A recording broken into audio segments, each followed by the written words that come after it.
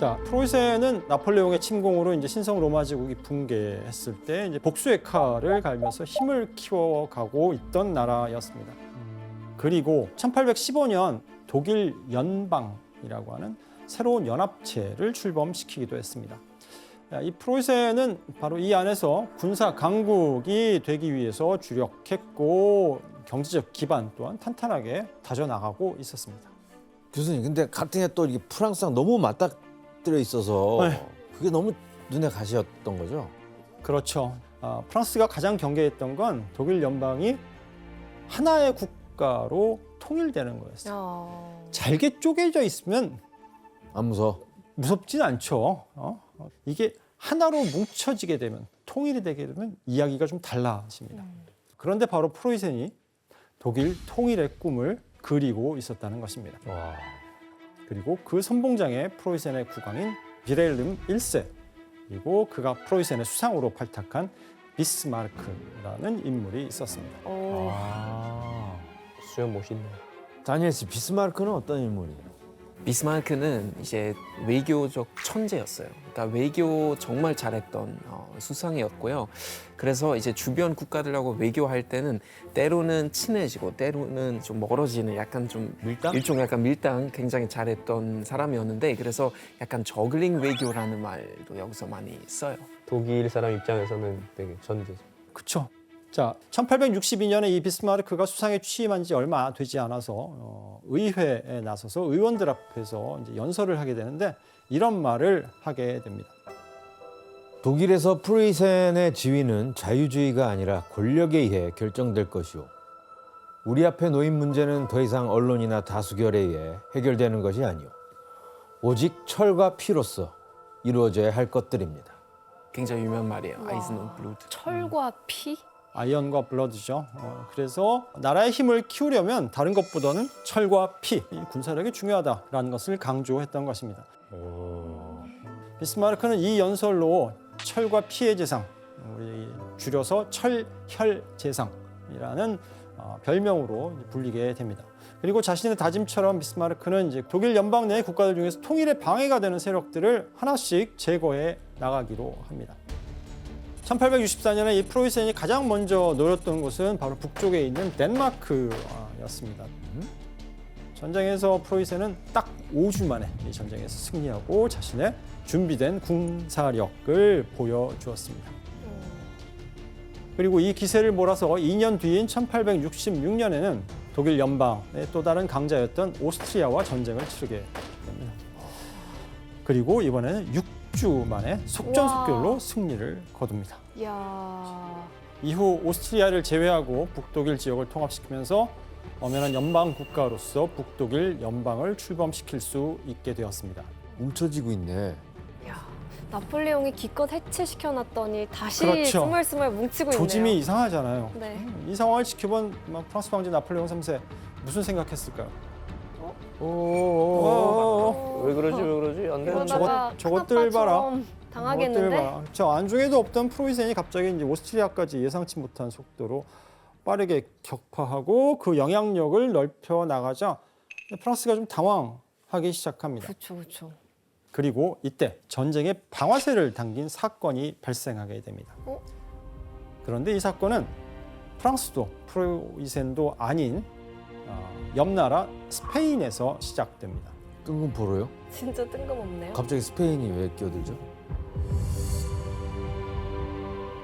자, 스페인에서는 1868년에 혁명이 일어납니다. 스페인에서도. 그래서 여왕이 쫓겨나요. 그리고 스페인 의회에서 새 왕을 찾기 위해서 그 후보자를 물색하기 시작합니다. 그리고 유력한 후보로 추대된 인물이 레오폴트 왕자라는 인물이었습니다. 레오폴트는 독일 남부의 슈바벤 지역을 통치하던 이 가문의 왕자였습니다. 레오폴트가 왕으로 추대된 이유는 크게 두 가지인데 첫 번째는 스페인이 종교적으로 어떤 나라죠? 천주교, 가톨릭이죠. 레오폴트 왕자는 카톨릭이었다는 점. 그래서 종교적으로 큰 다르지 않았다는 점이 첫 번째 이유이고, 두 번째는 이 레오폴드 왕자가 나폴레옹 3세의 외가족 친척이었기 때문에 이웃 나라인 강대국 프랑스가 왕위 계승 구도에 대해서 크게 반발하지는 않을 것이다 라고 하는 예상 때문이었습니다. 하지만 나폴레옹 3세는 예상과 달리 이 소식을 듣고 펄쩍 뛰면서 반대합니다. 이유가 뭘까요? 독일 계통이라. 독일 계통, 단순히 독일 계통 때문이 아니라 이 레오폴드 왕자가 당시 프로이센의 왕이었던 윌헬름 1세와 같은 호헨촐레른이라고 하는 가문 사람이었기 때문에. 원설란이었네.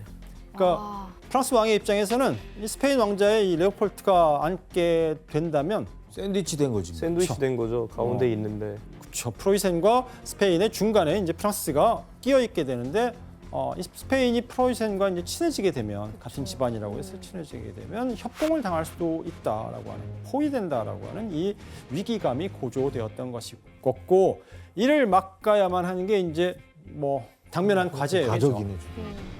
심지어 레오폴드 왕자가 스페인 왕위 후보 제안을 수락하면서 상황은 급박하게 돌아가기 시작합니다.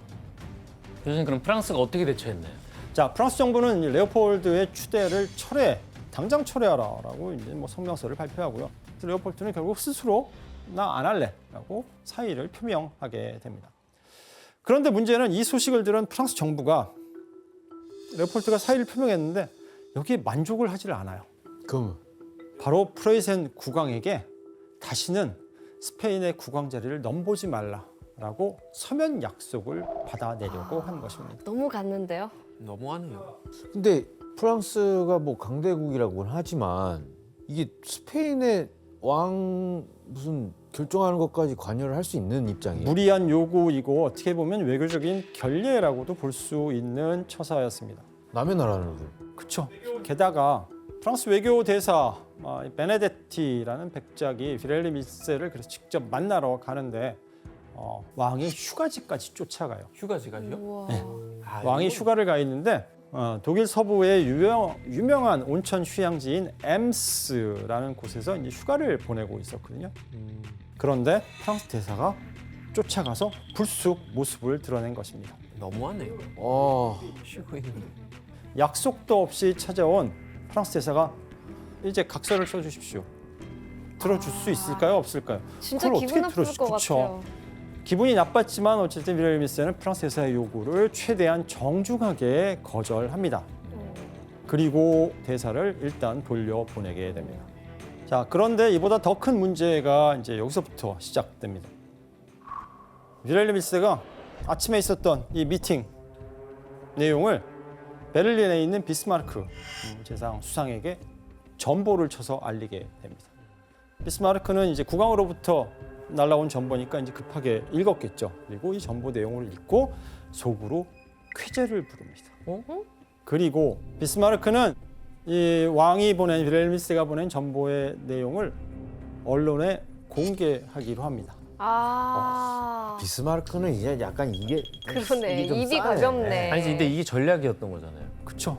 그런데 그냥 공개하는 것이 아니라 신문에 전보의 내용을 편집해요. 악마의 에너지? 편집을 한 거예요? 프로이센의 국왕 비서가 작성한 전보의 원본 내용이 있는데, 자, 이 전보를 어떻게 각색하고 편집했는지 한번 비교를 해보겠습니다. 국왕 폐하께서 제게 이렇게 써주셨습니다.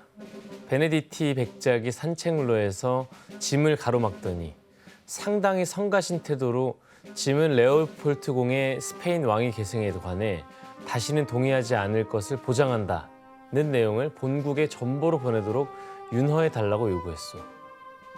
그런 식의 약속은 옳지도 가능하지도 않은 만큼 짐은 이 요구를 단호히 거절하였소.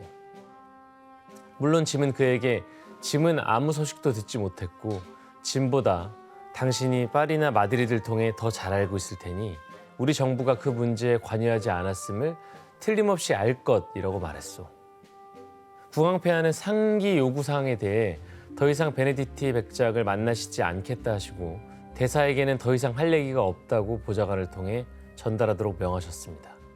폐하는 프랑스 황제에게 이번 베네디티 백작의 요청과 그 거절 사실에 대해 양국 대사와 언론을 통해 의견을 교환해도 좋다고 제안하셨습니다.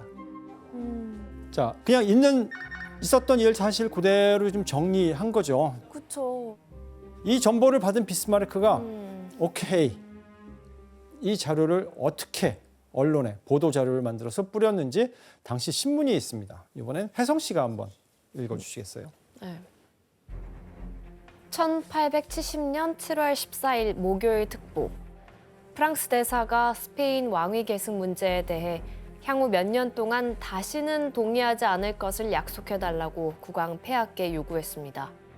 폐하는 프랑스 대사의 접견을 거부하고 보좌관을 통해 더 이상 할 말이 없다고 전했습니다. 끝이에요. 뭐야? 그러니까 뭐가 다른 거야? 정확히 어떤 게 다른 거죠? 일단 내용이 확 줄었죠. 네, 많이 줄었어요. 확 줄고 프랑스인들의 이 국민적인 감정을 자극할 의도로 에휴. 내용은 다르진 않아요. 근데 표현을 바꿔버립니다. 그 사실은 되게 정중하고 그렇죠. 기분 나쁘지 않게 했는데 네. 근데 이 여기 각색에서 요약된 보면 거는 프로이센 국왕이 접견을 거부했다라는 뉘앙스로 바뀐 것입니다. 야, 그럼 교수님 이 뉴스를 접한 프랑스인들 반응은 뭐 어땠나요? 당장 격분하기 시작합니다. 감히 우리 프랑스의 요청을 거절하다니 분노가 들끓기 시작했고요. 근데 문제는 엠스 전보의 이 내용도 내용이지만 프랑스인들은 전보의 한 단어에 유독 흥분을 감추지 못했습니다. 바로 프로이센에서 이제 비렐름 1세의 뜻을 전달하기 위해서 프랑스 대사에게 보낸 그 보좌관. 여기서 보좌관이라는 단어 때문에 유난히 흥분을 하게 됩니다. 이 보좌관의 원어가 독일어로는 아트유탄트, 아티우단트. 불어로는 아슈덩이거든요. 그런데 독일어로는 장군의 참모, 그러니까 직급이 좀 높은 고위 장교를 의미하는데 프랑스어로 이 아슈덩은 부사관, 군대용으로는 부사관이고 즉 고위 장교에 비해서 훨씬 직급이 낮은 계급이라고 볼 수 있습니다. 그러니까 이게 번역하는 과정에서 미묘한 그 단어 뉘앙스 차이가 또 오해를 만든 거네요. 그렇죠. 이로 인해서 프랑스인들은 비렐름 1세가 하급 장교를 통해서 자신의 의사를 프랑스 대사에게 전달했다라고 오해를 하게 됩니다.